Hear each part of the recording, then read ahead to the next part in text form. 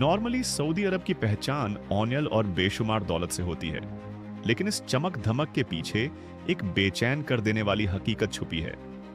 यह अरब मुल्क बेशक ही बहुत मालदार हो, लेकिन साथ ही कुदरत की एक अहम नेमत से महरूम भी है, पानी। यह ऐसे ही है जैसे आपके पास सोने का महल हो, मगर पीने के लिए सिर्फ 2 घूंट पानी। सऊदी अरब दुनिया का सबसे बड़ा मुल्क है, जहां पर एक भी नेचुरल रिवर नहीं है। यहाँ की 98% जमीन झुलसती हुई रेत पर मुश्तमिल है और बारिश न होने के बराबर। लेकिन अब उसी रेगिस्तान के बीचों बीच, जहां मीलों तक सिर्फ खामोश टीले नजर आते हैं, सऊदी अरब ने अपनी खुद की रिवर्स बनाना शुरू कर दी है। ये आम नदियां नहीं, यहां पानी पहाड़ों से नीचे बहने के बजाय उल्टी सिमत में पहाड़ों पर चढ़ाया जा रहा है। हजारों किलोमीटर लंबी फ्रेश वाटर पाइपलाइंस और एक ऐसा आर्टिफिशियल रिवर नेटवर्क जो कुदरत के कवानीन को चैलेंज करता नजर आता है। लेकिन असली सवाल यह है, जब इस मुल्क में पानी है ही नहीं, तो यह पानी आ कहां से रहा है? और सबसे हैरत अंगेज बात, आखिर यह नामुमकिन काम मुमकिन कैसे हुआ? नाजरीन, ये तो आप सभी जानते होंगे कि सऊदी अरब का मौसम इंतहाई गर्म और खुक है। मसलन यहाँ के कैपिटल रियाद में सालाना एवरेज सिर्फ 116 मिलीमीटर बारिश होती है, जबकि इसकी आबादी 1950 में 30 लाख थी और आज 2 करोड़ 60 लाख से ज्यादा हो चुकी है। और इस बढ़ती जरूरत ने पानी के रिजर्व्स पर एक नाकाबिले बर्दाश्त दबाव डाल दिया है। पर सऊदी के पास जब नेचुरल रिवर्स ही नहीं है, तो फ्रेश वाटर आता कहां से है? अपनी जरूरियात को पूरा करने के लिए सऊदी किंगडम ने बहुत लंबे अरसे तक जमीन के अंदर मौजूद गहराई में डीप एक्वाफर से पानी निकाला। इस पानी को फॉसल वाटर भी कहा जाता है, जो लाखों सालों में जमीन के अंदर जमा होता है और इसको दोबारा भरने में भी लाखों साल ही लगेंगे। ये एक तरह से नॉन रिन्यूएबल पानी का जखीरा है। पिछली कई दहाइयों तक सऊदी अरब अपनी जरूरियात का तकरीबन 70% पानी इसी फॉसिल वाटर को निकालकर पूरा कर रहा था, और फिर इस बेजा इस्तेमाल का अंजाम भी बहुत खौफनाक निकला। नासा के सैटेलाइट डाटा ग्रेस मिशन की रिपोर्ट ने सऊदी हुक्मरानों को तब हैरतजदा छोड़ दिया जब उसमें बताया गया कि 2002 से 2016 के दरमियान सऊदी अरब की जमीन के नीचे मौजूद पानी के झकाए हर साल तकरीबन 2 क्यूबिक किलोमीटर की रफ्तार से गायब हो रहे हैं। यानी हर साल फॉसिल वाटर में से 2 खरब लीटर पानी सऊदी इस्तेमाल कर रहा है। कैलकुलेट किया जाए तो उस वक्त सऊदी पॉपुलेशन 1 करोड़ 80 लाख थी और हर शख्स के हिस्से में 310 लीटर पानी रोजाना आता था, जबकि दुनिया का एवरेज इंसान रोजाना 150 लीटर तक पानी इस्तेमाल करता है। यह बिल्कुल उस तरह है जैसे आप एक ऐसी बैटरी को इस्तेमाल कर रहे हैं जो वापस कभी चार्ज नहीं हो सकती। एक तो यहां कोई रिवर्स नहीं, ऊपर से सऊदी अपने इकलौते वाटर सोर्स को भी बेतरतीबी से उड़ा रहा था। पर आखिर इस बेजा इस्तेमाल की वजह क्या थी? पानी की इस कमी का बहरान उस वक्त ज्यादा बढ़ गया जब 1970 में हुकूमत ने यह फैसला किया कि वो दूसरे मुल्कों पर डिपेंडेंट होने के बजाय अपने ही मुल्क में वीट यानी गेहूं उगाएंगे। यह मंसूबा शुरू तो अच्छी नीयत से किया गया था, लेकिन इसने पानी की बचत को लिटरली तबाह करके रख दिया। गवर्नमेंट ने वीट फार्मिंग के लिए सब्सिडीज दी और फार्मर्स की हौसला अफजाई की, जिससे खेतीबाड़ी में तेजी से इजाफा हुआ और फिर 2003 तक मुल्क का 85% पानी का इस्तेमाल सिर्फ एग्रीकल्चर सेक्टर में होने लगा। इस गलती ने पानी के जखीरे को इतनी तेजी से निचोड़ा कि 3 दहाइयों के अंदर अंदर हुकूमत को गेहूं की खेती का मंसूबा बंद करना पड़ गया। इस आफत को देखते हुए यह फैसला किया गया कि बाकी बचे हुए फॉसिल वाटर को सिर्फ इमरजेंसी के लिए बचाकर रखा जाएगा। अब अगर सऊदी अपने इकलौते वाटर सोर्स का ही इस्तेमाल नहीं करेगा, तो फिर फ्रेश वाटर लाएगा कहां से? यह ग्राउंड ब्रेकिंग प्रोजेक्ट दुनिया की सबसे बड़ी आर्टिफिशियल रिवर बनाने का प्लान है। एक ऐसा काम जो सिर्फ अपने बड़े पैमाने ही नहीं, बल्कि सोच में भी बिल्कुल इनकलाबी है। तकरीबन 12,000 किलोमीटर तक फैली हुई यह इंसान की बनाई हुई नदी जमीन के नीचे तामीर की जा रही है। इतने बड़े स्केल पर ऐसा काम दुनिया में पहली मर्तबा हो रहा है। इस प्रोजेक्ट के तहत रोजाना तकरीबन 9.4 मिलियन क्यूबिक मीटर या फिर 940 करोड़ लीटर पानी तैयार किया जाएगा, जो एडवांस्ड डिसलिनेशन टेक्नोलॉजी के जरिए हासिल होगा। इस टेक्नोलॉजी के जरिए रेड सी और पर्शियन गल्फ के खारे पानी को मीठा पीने के काबिल बनाया जाएगा। ये आर्टिफिशियल रिवर जमीन के नीचे सफर करेगी ताकि इस कदर गर्म रेगिस्तान में एवापोरेशन का नुकसान कम से कम हो। इसकी चौड़ाई और गहराई इस तरह डिजाइन की गई है कि पानी मुसलसल या नॉन स्टॉप फ्लो के साथ मुल्क के मुख्तलिफ हिस्सों तक पहुंच सके, यहां तक कि उन इलाकों तक भी जो सबसे ज्यादा पानी की कमी का शिकार हैं या पहाड़ों के ऊपर बने हैं। यह प्रोजेक्ट सिर्फ पानी पहुंचाने का प्लान नहीं, बल्कि इस प्लान के जरिए सऊदी अपने सेल्फ एग्रीकल्चर के ख्वाब को दोबारा से जिंदा करना चाहता है, यानी अपनी फसलें खुद उगाओ और दूसरों पर डिपेंडेंट ना रहो। एक ऐसा ख्वाब जो इस तरह की जमीन पर नामुमकिन समझा जाता था।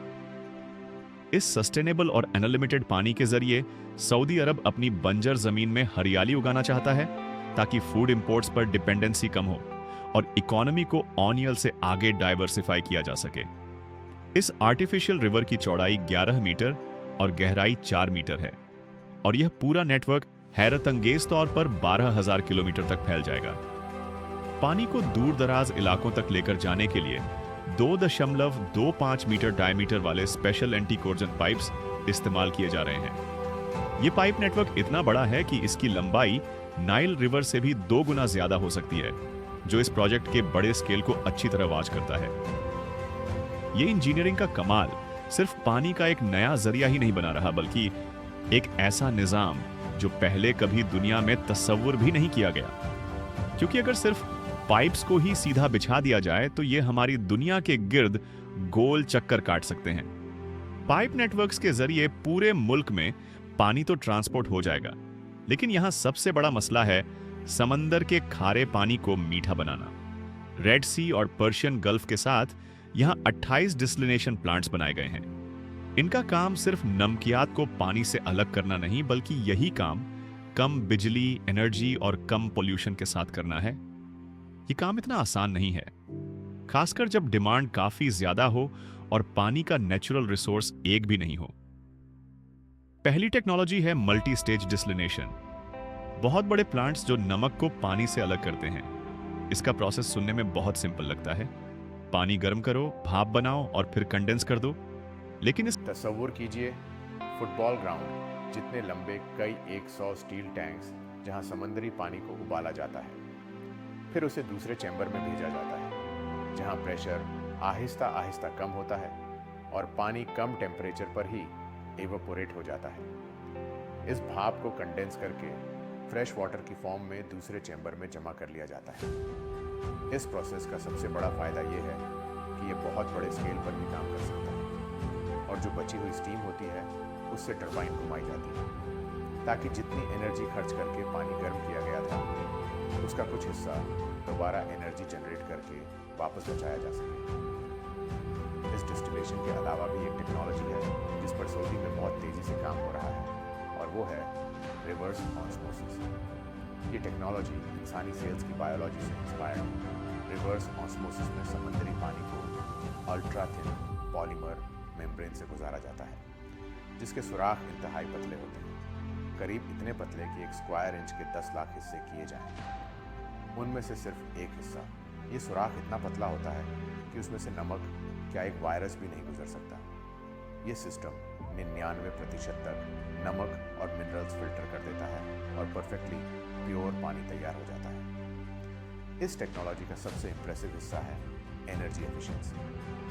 प्रेशर रिकवरी डिवाइसेस की वजह से modern reverse osmosis plants 1000 litre पानी बनाने के लिए सिर्फ 2.8 किलोवाट आवर्स बिजली इस्तेमाल करते हैं, यानी करीब उतनी ही पावर जितनी एक पानी की घरेलू मोटर इस्तेमाल करती है। आज सऊदी अरब की पानी की डिमांड का 66% हिस्सा डिस्टिलेशन से पूरा होता है। इसके साथ साथ मुल्क भर में 500 से ज़्यादा डैम्स भी बनाए गए हैं जिनकी टोटल स्टोरेज कैपेसिटी तकरीबन 2 अरब क्यूबिक मीटर्स है।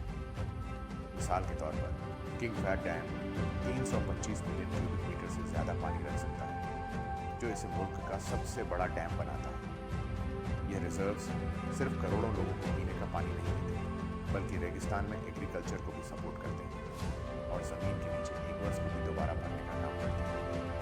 पर यहाँ पर एक और सवाल जरूर आपके जहन में आ रहा है रोजाना इतनी ज्यादा पानी से नमक अलग होता है, तो आखिर उस नमक का क्या किया जाता है? याद रहे कि समंदर के 1 लीटर पानी में करीब 35 ग्राम नमक होता है। तो अगर सऊदी रोजाना 940 करोड़ लीटर फ्रेश पानी बनाता है, तो इसका मतलब रोजाना 3,29,000 टन नमक नीचे बचता होगा। ये कितना वजन है? इसका अंदाजा आप इस बात से लगा लें कि दुनिया का सबसे भारी जानवर है ब्लू व्हेल और उसका वजन सिर्फ 200 टन होता है। तो ये नमक वापस से समुद्र में छोड़ दिया जाता है। इतना ज्यादा नमक एक ही जगह पर छोड़ने की वजह से आज रेड सी में बहुत सारे डेड कोरल रीफ्स मौजूद हैं, जहाँ सी लाइफ खत्म होकर रही है। एक्सपर्ट्स इसे डिसलिनेशन का एक ना दिखने वाला खतरा करार देते हैं, क्योंकि अगर यह वेस्ट सीधा समंदर में छोड़ दिया जाए तो पानी का टेम्परेचर और सैलिनिटी दोनों बढ़ जाती है, जो पूरे कोस्टल इकोसिस्टम के लिए खतरा बन सकता है। इस नई तबाही से बचने के लिए सऊदी गवर्नमेंट अब डीप सी मल्टी डिफ्यूजर्स पर काम कर रही है, जिसमें यह नमक या ब्राइन ओशन में एक ही जगह पर डालने के बजाय मुख्तलिफ मकामात पर डाला जाएगा। हत्ता कि ब्राइन माइनिंग का आइडिया भी जरे कौल है, जहाँ नमक में से मैग्नीशियम, पोटेशियम और रेयर मिनरल्स को अलग करके एक कीमती रिसोर्स बनाया जा सकता है और वेस्ट को कम किया जा सकता है। आज सऊदी अरब दुनिया का सबसे बड़ा डेस्टिनेशन वाटर प्रोड्यूसर बन चुका है।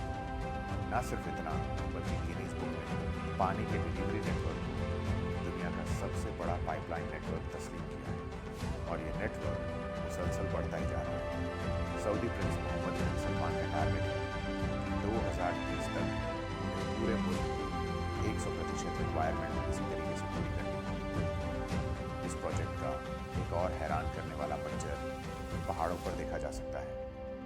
10,000 फीट ऊंचे पहाड़ों पर पाइपलाइन बिछाना तो अपने आप में मुश्किल काम है ही, लेकिन इन पाइप्स में पानी को अपहिल चढ़ाने के लिए बहुत बड़े वाटर पंपिंग स्टेशंस मौजूद हैं, जो दिन रात 247 पानी को पंप करते रहते हैं। ये पंपिंग स्टेशन ही अकेले पूरे सऊदी की 9% इलेक्ट्रिसिटी पी जाते हैं। ये ठीक वैसे ही है जैसे पहाड़ों से रिवर्स का पानी नीचे बहने के बजाय उल्टी दिशा में चढ़ने लगे।